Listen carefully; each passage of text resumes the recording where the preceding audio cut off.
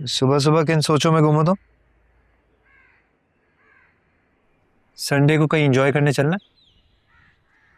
एक ही तो दिन होता है छुट्टी का, और मुझे घूमने फिरने का कोई शौक नहीं।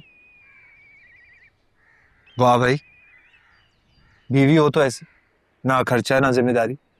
तभी तो किसी को कदर नहीं है। ये हवाई किस दुश्मन ने उड़ाई? मुझसे पूछे तुम्हारी कदर। इतनी खूबसूरत, टैलेंटेड और हरफन मौला बीवी कहाँ पाई जाती?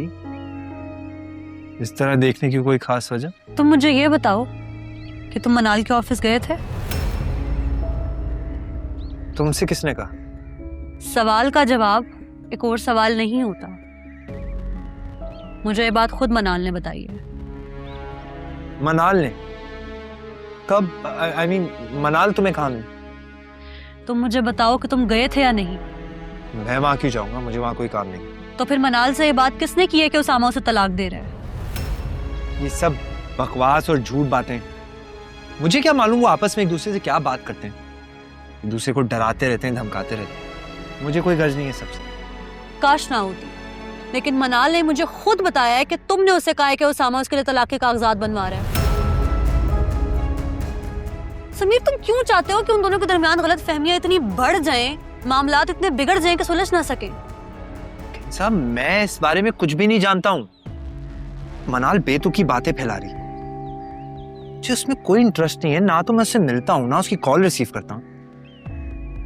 तुम्हारे होते हुए मुझे किसी की भी जरूरत नहीं।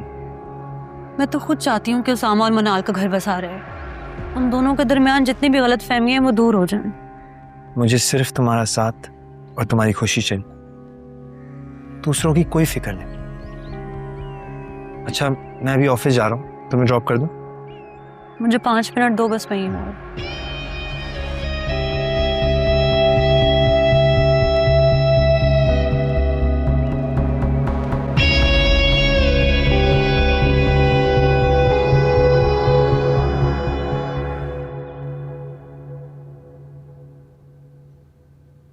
अरे मनाल, मैं फ्री बैठी थी, मैंने सोचा कि तुम्हारे साथ बैठ के कुछ बातचीत ही कर ली जाए।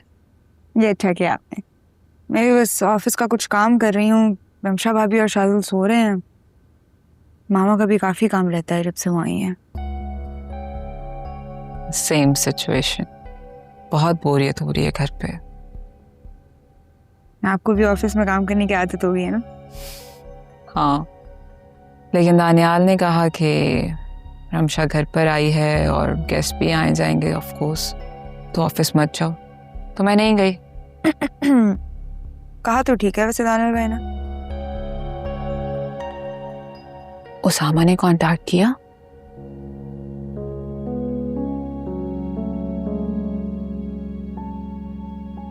ना सही, तुम कोई गिरी पड़ी लड़की थोड़ी हो कि तुम्हें घर से जाने को कह दिया जाए और तुम इस बात को दिल पे लेके बैठ जाओ। तुमने शादी जिन हालात में भी की हो, तुमने उसको निभाया बहुत अच्छे से है, और तुम ये डिजर्व बिल्कुल नहीं करती कि तुम पे शक किया जाए, तुम्हें घर से जाने को कह दिया जाए। वो लोग तुम्हारे काबिल बिल्कुल भी नहीं थे।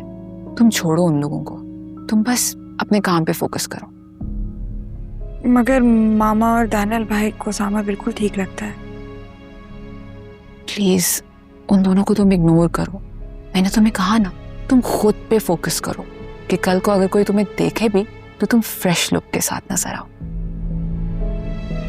अच्छा चलो, मैं देखती हूँ, अगर बेबी जाग गया तो उसके साथ थोड़ा टाइम गुजारो।